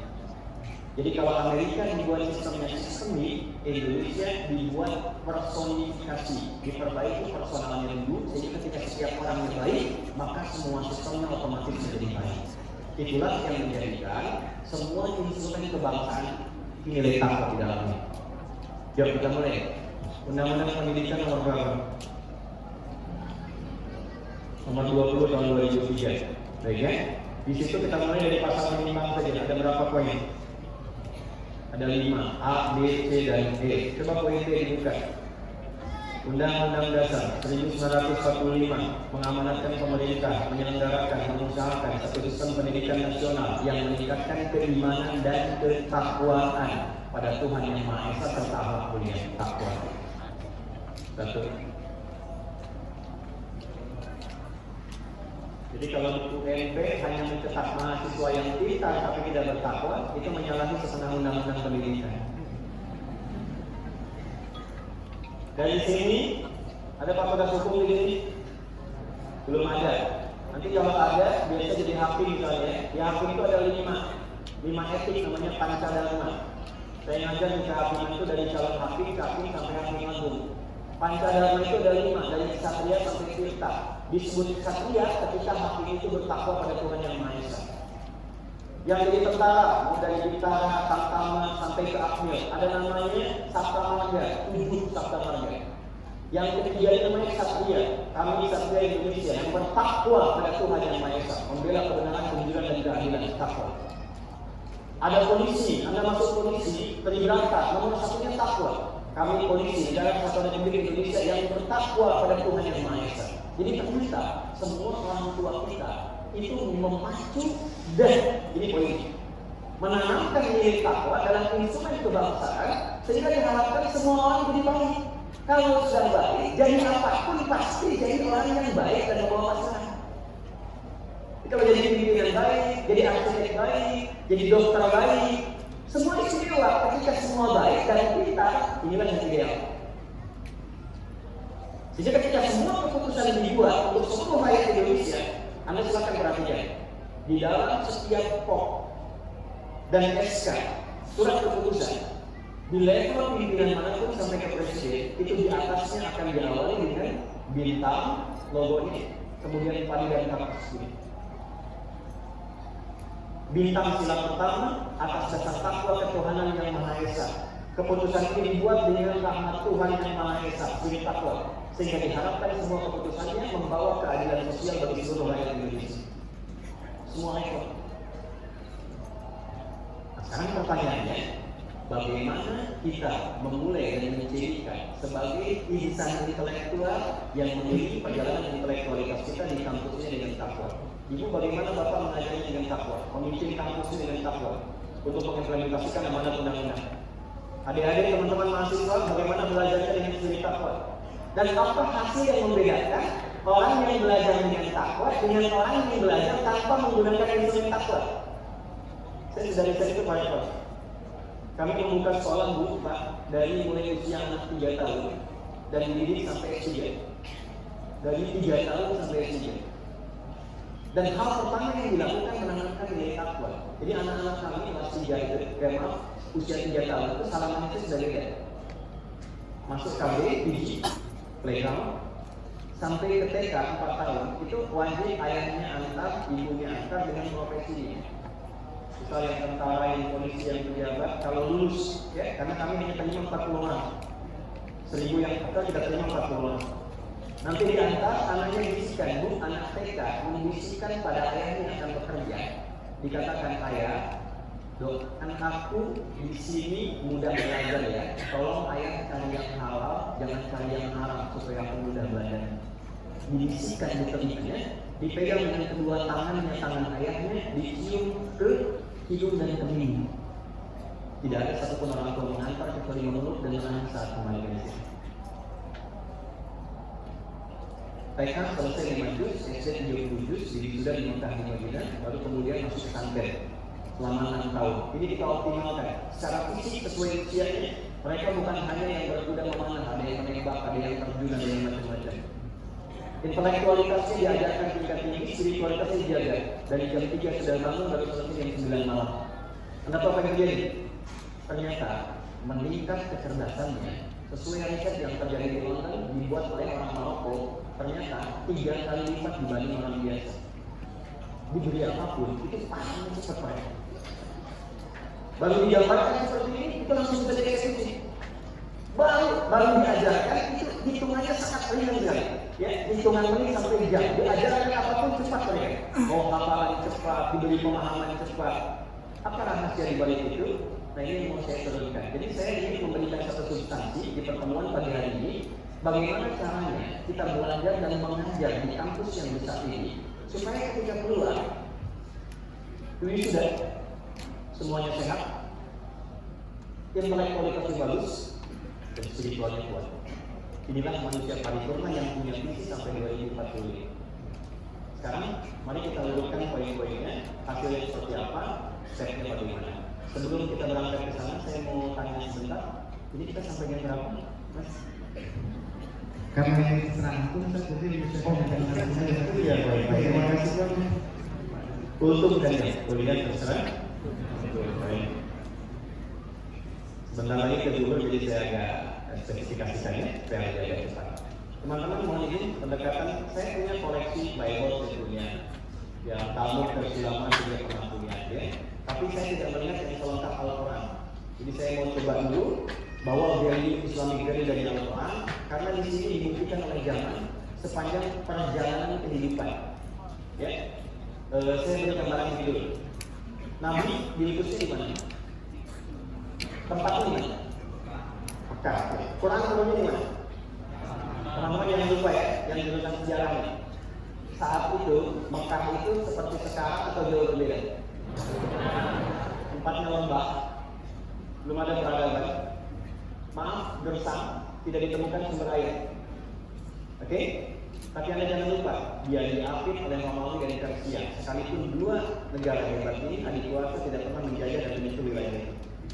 Romawi punya imperium, Persia punya kekaisaran. Pertanyaan saya, kenapa Nabi tidak lahir dan diutus di Romawi atau Persia? Kenapa Qurannya turun di Mekah? Ternyata salah satu riset menunjukkan supaya orang ke depan tidak komplain bahwa pantas umat Islam itu maju di era itu karena turunnya di Romawi. Karena berkembangnya di Persia, maka Allah ingin tunjukkan orang yang membawa value Kristus dengan Quran terapkan hidupnya itu akan merubah kehidupan dan tempat dia berkehidupan melampaui masa-masa yang pernah dipijak oleh manusia di muka bumi. Setelah belajar kurang lebih selama 23 tahun, mereka berpijak kemanapun membuka sebuah negara menjadi peradaban, memiliki peradaban yang sangat luar biasa. Teman-teman, 40 tahun dari tempat yang terbelakang, kemanapun mereka berpetualang itu bisa membuka keadaan yang lebih baik. Nah ini yang mau saya tunjukkan. Saya mau keluarkan beberapa ayat dan saya challenge. Saya ingin lihat 4 tahun kemudian apa yang bisa dihasilkan dari UNP yang mahasiswa, dosen dan perangkat sekitar akademikanya hadir memenuhi auditorium ini. Itu poinnya. Yuk, satu kita mulai Quran surah ke-58 di ayat yang ke-11.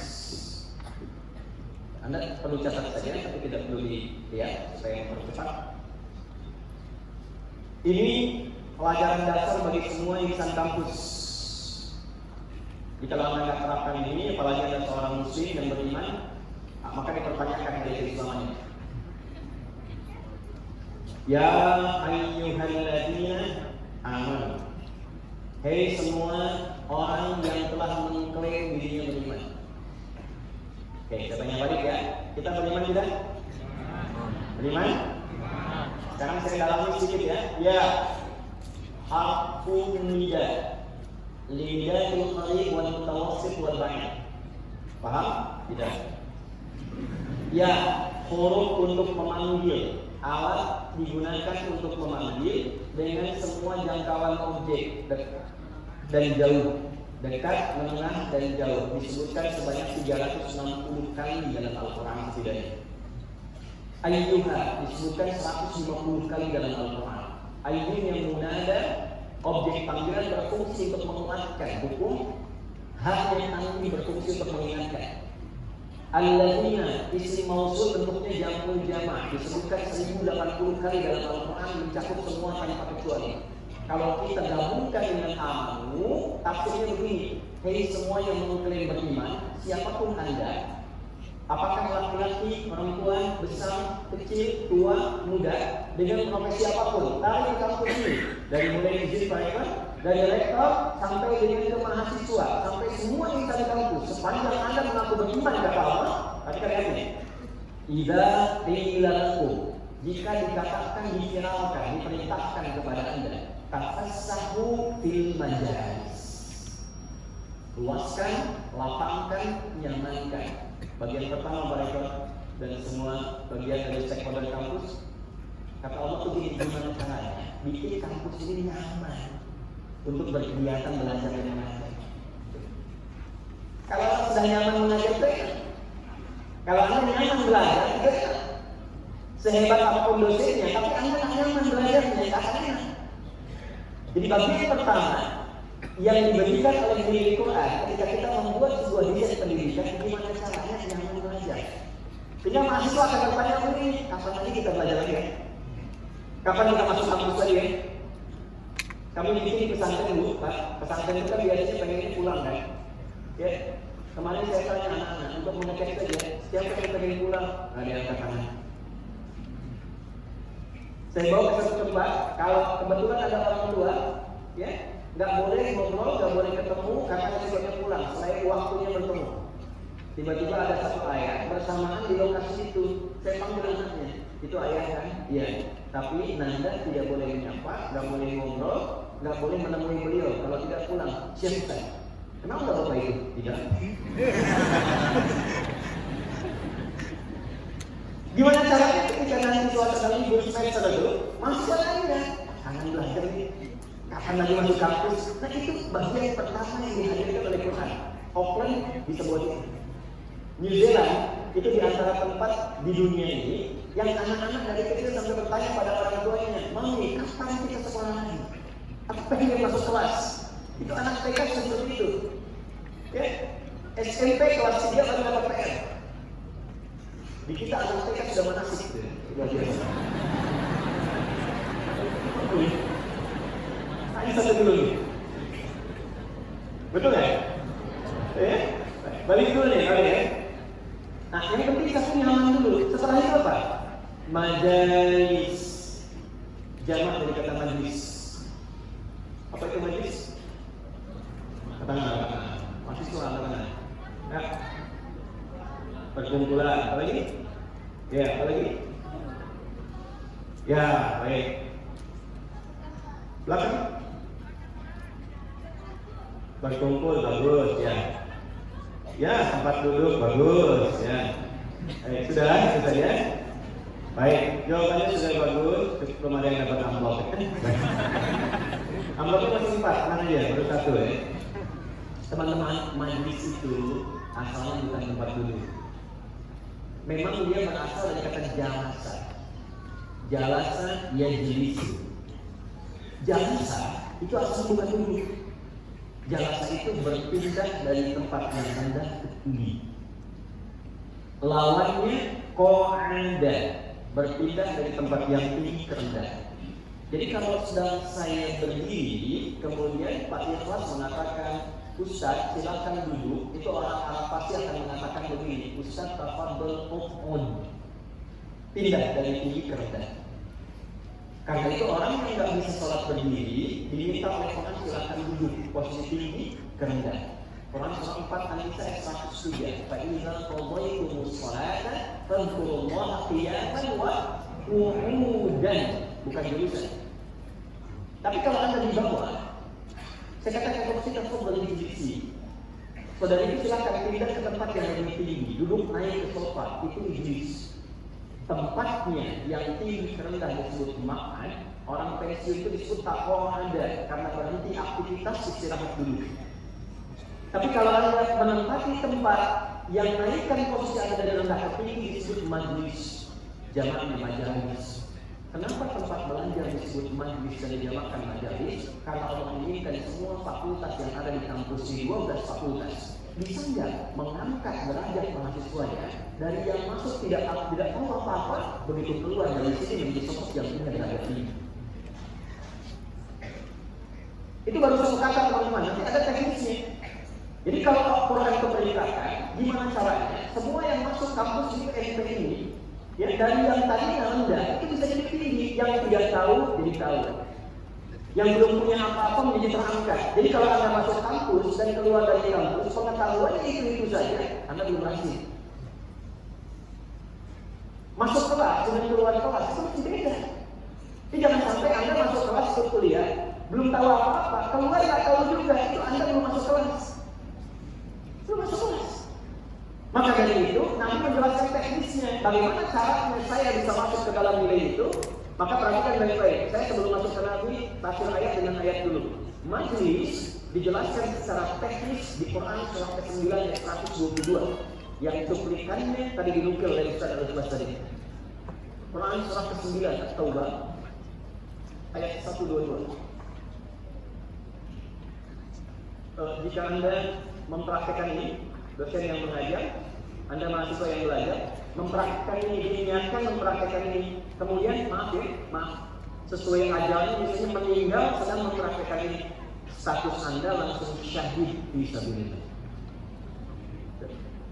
Walaupun ajal itu bisa kapan saja ya, kita tidak tahu. Anda bisa duluan, saya belakangan mungkin.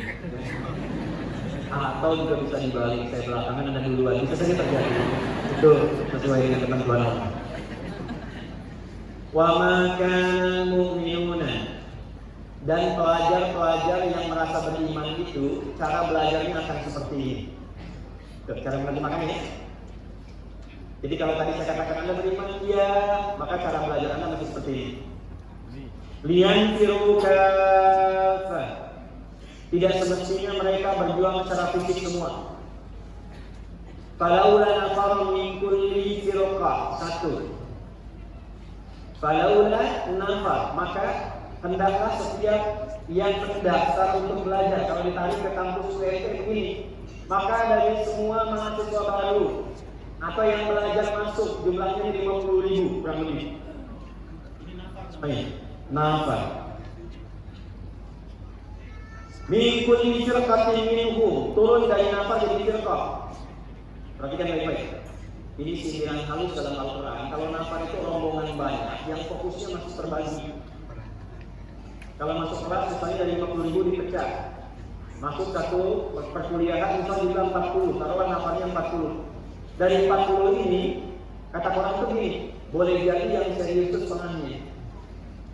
Yang betul-betul yang kuliah. Ayo, mana yang masuk kelas yang pengen siapkan aja? Yang nunggu nanti ujian semesteran, yang pengen pinjam catatan teman. Oke? Nah, ini nampak.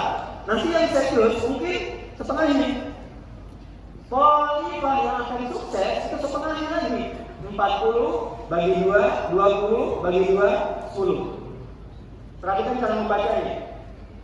Cara berpikir seperti ini kurang lengkap. Yang dimaksud Quran itu men-challenge kita. Kalau Anda masuk kampus, masuk kelas untuk kuliah, jangan seperti golongan nafar yang tidak jelas mau ngapain. Anda masuk ke sini mau apa? Ngambil jurusan tertentu ini jadi apa? Jangan sampai Anda ambil jurusan kedokteran, tanggung jawab fisika. Tidak salah, tidak, tapi orientasi Anda nggak jelas ini. Teman-teman, saya itu kalau mau kuliah, dimanapun itu saya belajar, itu selalu ditanyakan, di kampus itu ada apa, pelajarannya apa, dosennya siapa, karakternya bagaimana, buku apa yang dipakai. Tadi di antara profil itu saya disebutkan belajar di Libya. Sebelum saya berangkat, saya sudah tanya pada teman-teman di sana, jarak dari flat asrama ke masjid berapa? Dari situ ke perpustakaan berapa jaraknya? Perpustakaan ada berapa lokal? Buku-bukunya apa saja? Ke kelas berapa jaraknya? Ke rumah makan berapa jaraknya? Jam berapa masuk, jam berapa istirahat? Itu sebelum berangkat saya sudah petakan. Saya bangun jam sekian, jarak kamar ke masjid 500 meter. Saya berangkat jam sekian, begitu selesai musim dingin, saya harus segera ke rumah makan jam sekian, saya sudah selesai dengan mandi dan sebagainya. Saya berangkat ke kelas, jadi orang pertama masuk kelas. Pilih tempat paling depan. Bukan duduk di kelas bangku deretan belakang. Di dalam kelas penuh dengan obrolan, oke? Gak tahu arahnya mau kemana. Di perpustakaan ada apa? Ini 4 ruangan. 1, ini yang lokalnya Quran, referensi umum. Kedua, ini untuk referensi disertasi dengan tesis. Atasnya bagian apa? Itu saya sampai tahu di mana buku tertentu sampai rasul urutannya di mana. Saya tanya Anda, masuk ke ruang kampus besar ini, sudah nggak ada ukur mau jadi apa untuk ke depan? Apa yang Anda siapkan? Mengapa ngambil jurusan itu? Mengapa ngambil cita-cita itu? Kontribusi apa yang akan Anda berikan pada negara ini ketika Anda lulus? Pikirannya harus sampai ke sana dan kita diajak untuk masuk ke dalam bagian itu. Jadi jangan menimbulkan begini, kayak itu bukan saya. Masuk dalam golongan itu. Kalau sudah masuk, bagaimana cara belajarnya? Lihat tafaqquhu. Kalimat bisa dari kelas tadi. Ya, perhatikan teman-teman. Ada darasa, ada ta'allama, ada tafaqquha, itu beda. Darasa itu belajar ringan. Kalau Quran itu baru baca qiraati, iqra yang tidak menuntut Anda paham, itu darasa. Karena itu sekolah SD disebut madrasah karena belajarnya ringan-ringan. Baca Qurannya pakai iqra gitu kan? A fatah a, gitu kan? Ba fatah ba, lam lu, apa lu, ya. Dan tadi itu paham. Coba anak SD ya, ini Ibu Budi, ini Bapak Budi, ini anak Budi. Tapi kan nggak pernah dijelaskan Budi itu siapa. Tinggalnya di mana, profesinya apa. Karena memang tidak dituntut itu, yang penting dia bisa baca. Nah Anda sudah tidak di level itu lagi. Anda itu jamiah yang wawasannya universal, ilmunya luas, banyak. Maka cara belajarnya pun sudah nggak bisa ada masalah lagi. Tak lama cuma formalitas dapat info. Yang penting Anda tahu isinya apa. Dimasuk kelas, yang penting tahu pelajarannya apa, rangkum itu, lulus ujian selesai. Itu tak lama. Dapat paham nggak? Dari kata fikih artinya paham. Setiap kalimat yang mau diajarkan dosen mesti paham. Jika Anda mau masuk ke dalam golongan orang sukses dan kita bikin rencana 4 tahun kemudian menuju generasi emas, maka saya mohon 50.000 mahasiswa yang belajar di sini, tolong pastikan ketika Anda masuk kelas, mesti ada perbedaan ketika Anda keluar dari kelas. Masuk tidak paham, keluar Anda mesti paham. Jangan biarkan ada satu kalimat pun dari pengajaran yang tidak Anda pahami terbawa sampai Anda keluar dari kelas. Paham? Terakhir, wal yunziru qaumahum idza raja'u ilaihim. Setelah itu, silakan kalau sudah selesai sukses balik ke kampung masing-masing. Yang dari Kabupaten 50 Koto balik sana. Dari Harau ke Harau, Payakumbuh ke Payakumbuh. Ya, semua menyebar ke daerah masing-masing untuk membangun daerahnya. Karena itu saya sarankan kalau mau belajar kuliah nanti pas KKN ya, edukasi masyarakatnya yang dibutuhkan daerah Anda apa, itu yang Anda tekuni. Masuk UNT, balik lagi, bangun daerah masing-masing. Itu amanat Quran. Wa yunziru qaumahum idza raja'u ilaihi la'allahum yahdharun. Balik ke daerah masing-masing, bangun kotanya supaya mendapat pencerahan yang sama. Istilah itu sekarang digunakan dengan nama zonasi atau lokalisasi. Yuk bikin gerakan lokalisasi. Masa 50.000 ini kalian bisa bikin aplikasi. Teman-teman di Kabupaten 50 Koto yang ada di sana, bikin aplikasi. UMKM hidupkan di situ, pelayanan masyarakatnya, intelektualnya. Jadi kalau klik yang jualan beras dari situ, yang kain dari situ saja, yang lontong dari empium tadi yang baru dicobain dari situ. Kalau tidak ada dari situ, baru dari luar. Kalau ini kita bisa bikin di Sumatera Barat, yang kuliah di UNP atau yang dari luar Sumatera Barat, keluar dari sini membawa gerakan ini, maka akan semakin mudah tapak kaki Indonesia masuk kita bijakkan di seluruh wilayah Kesatuan Negara Republik Indonesia. Dan sumbernya dari Universitas Negeri Padang.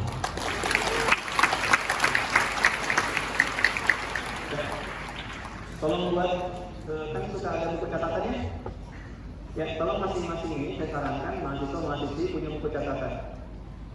Jangan yang sekarang, bikin minimal 5 tahun depan. 5 tahun dari sekarang berarti 2029. Tolong tuliskan 2029 saya sudah menjadi ini dan ini akan saya kerjakan. 1, 2, 3, 4, 5. Terakhir, tolong kuasai bahasa. Saya ulangi, kuasai apa? Bahasa. Saya tidak mau di sini teman-teman cuma satu bahasa saja. Ya, bahasa Indonesia, bahasa Padang atau bahasa Minang ya. Maka ambil. Kalau saya boleh saran, bahasa itu sudah wajib.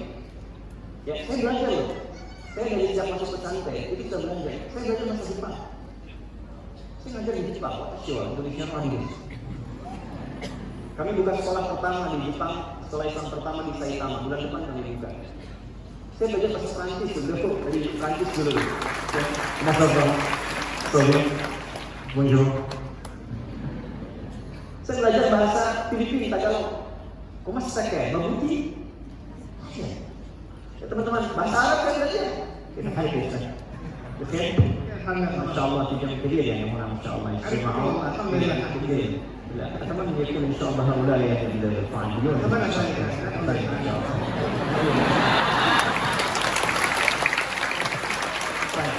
Teman-teman belajar. Kalau Anda tidak belajar, kuasai bahasa Anda tertinggal. Saya ngajar di sekolah mencetak polisi wanita. Sekarang setiap yang muslimahnya menghafal Quran.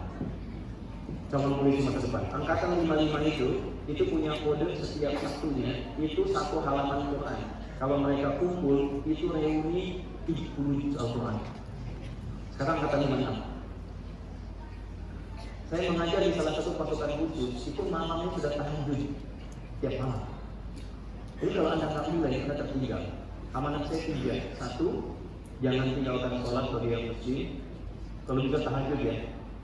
Kalau Anda IPK pengen 4, sholatnya cuma 5 waktu ya sama yang minum gitu. Ya 5 waktu juga. Tambah tahajudnya, tingkatkan takwanya kepada Allah. Yang kedua Quran.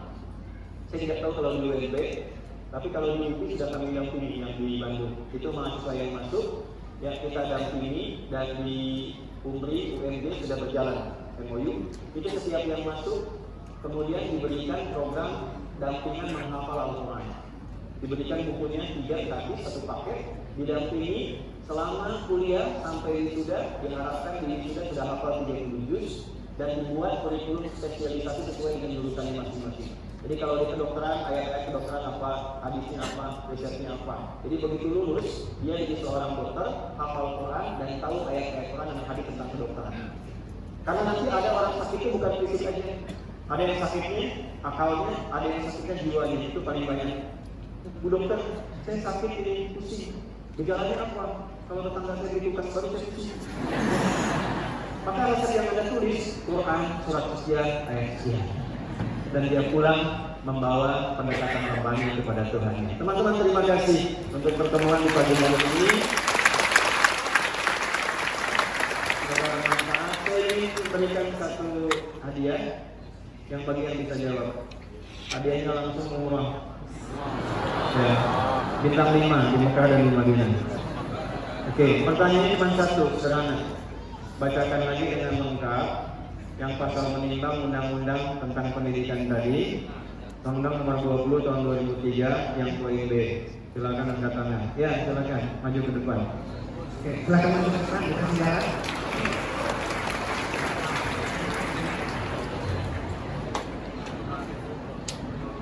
Perkenalkan, nama Anda siapa, di fakultas apa, jurusannya apa, kalau dari mahasiswa di sini.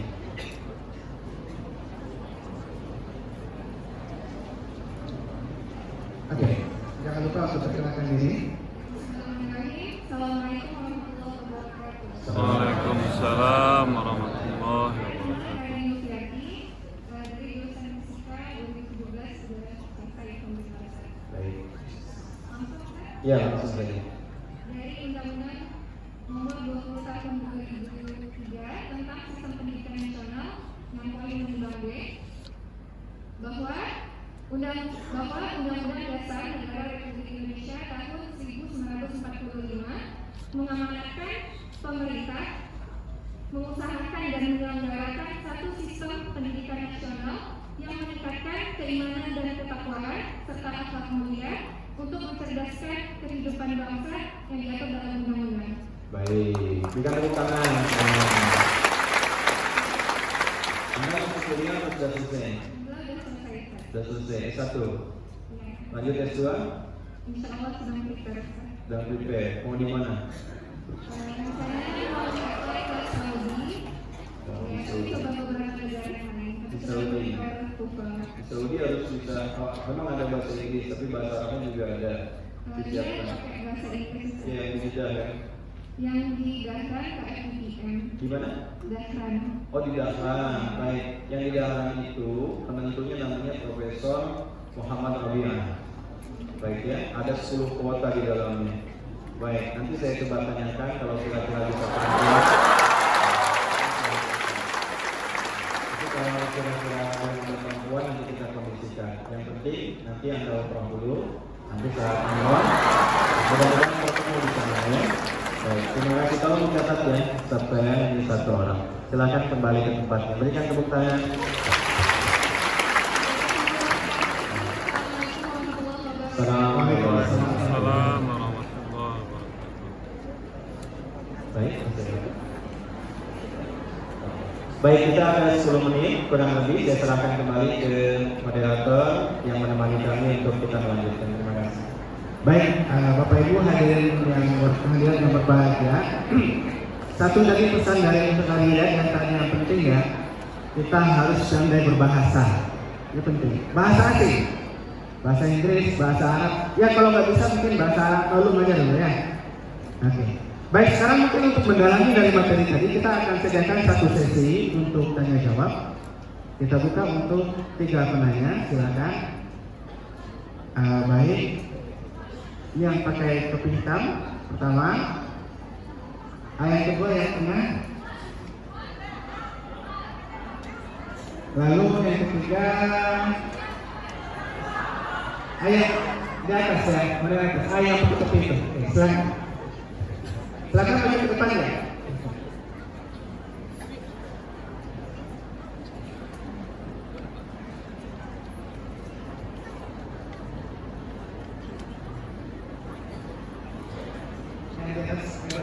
Silakan turun ke bawah yang di atas, silakan. Lagi turun. Oke, silakan yang di belakang. Yang di belakang silakan maju ke depan. Assalamualaikum warahmatullahi wabarakatuh. Waalaikumsalam warahmatullahi wabarakatuh. Sebelumnya perkenalkan Ustaz, saya Ikan Akbar dari jurusan Ilmu Komunikasi. Mungkin saya cerita sedikit dulu Ustaz. Maaf, pertanyaan kita ringkas saja. Tadi kita belajar bagaimana kita menjadi generasi yang emas. Mungkin negara kita memang banyak yang ingin berusaha menjadi yang terbaik. Namun beberapa cobaan mungkin bisa membuat kita sedikit rasa sedih atau gagal gitu. Memang benar gampang mengucapkan motivasi, tapi sulit untuk mengerjakan hati kita. Mungkin bisa berikan kepada kami cara menempatkan hati walaupun hasil mungkin tidak sesuai dengan harapan kita. Terima kasih. Selanjutnya, silakan. Ibu. Perkenalkan diri.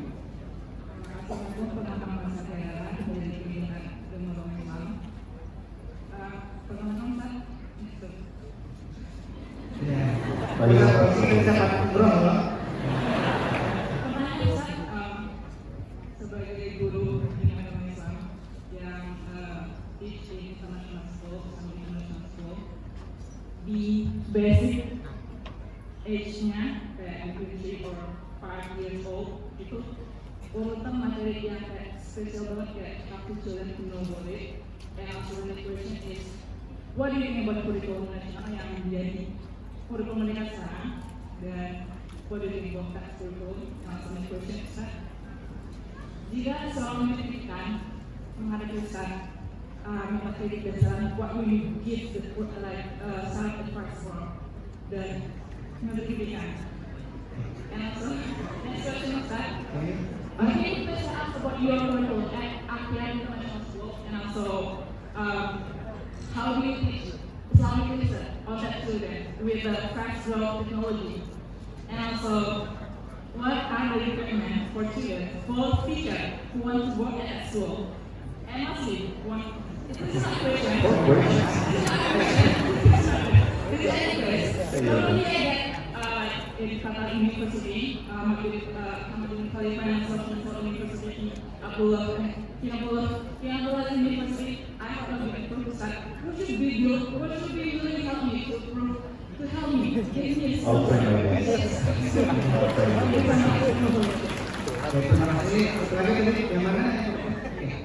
Assalamualaikum Ustaz. Sebelumnya perkenalkan, nama saya Acel Ustaz. Saya adalah mahasiswi dari manajemen S1. Izin bertanya Ustaz, seperti yang kita semua di sini mungkin udah nggak asing lagi dengan istilah personal branding ya Ustaz, apalagi di media sosial. Nah, karena nggak bisa dipungkiri juga semua bakat, keahlian dan kreativitas kita akan lebih mudah diketahui dan dikenal oleh banyak orang Ustaz. Tapi jujur Ustaz, khususnya bagi kami seorang wanita ya Ustaz, terkadang ada rasa bertolak belakang dalam hati Ustaz. Khususnya saya yang bekerja selain kuliah, saya juga sebagai TV presenter, host, moderator, dan juga dalam sebagai muslimah yang mana memang dituntut untuk selalu tampil di depan kamera Ustaz. Terkadang ada rasa takut jatuhnya nanti malah jadi tabarut ain atau malah tanpa kita sadar yang tadinya kita baik itu malah akhirnya menimbulkan dosa-dosa jahiliyah karena foto-foto kita ada di media sosial seperti itu Ustaz. Namun dari sinilah akhirnya saya bisa pekerjaan saya bisa membantu orang tua saya, adik-adik saya, bahkan keluarga saya Ustaz. Dan ditambah lagi kalau kata Sayyidah Fatimah Zahra, wanita yang baik dan sempurna adalah wanita yang tidak melihat laki-laki dan tidak dilihat oleh laki-laki Ustaz. Jadi bagaimana Ustaz untuk kami kaum wanita saat ini bisa menjadi pengikut Fatimah Zahra di zaman yang era digital ini Ustaz, dan tentunya bagaimana caranya agar personal branding Ustaz selalu diridhoi Allah, membawa kebaikan bagi banyak orang dan terhindar dari air serta tabarut Ustaz. Sekian, terima kasih. Assalamualaikum warahmatullahi wabarakatuh. Perkenalkan, nama saya Haris Sudaza, saya dari dipanggil Adan. Ini bertanya Ustaz yang saya prodi dari matematika mahasiswa Unif Kendal.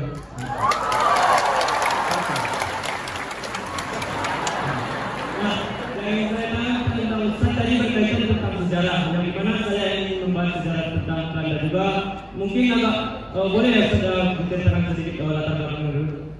Yang dimana waktu kita nggak banyak, jadi langsung ke poin. Yang dimana pada tahun 1808 dan sampai 1811 kita mengenal pembangunan jembatan Anyar Panarakan. Yang dimana pada pembangunan tersebut itu istilah pertama kalinya kita dikenalkan dengan sistem berdarodi.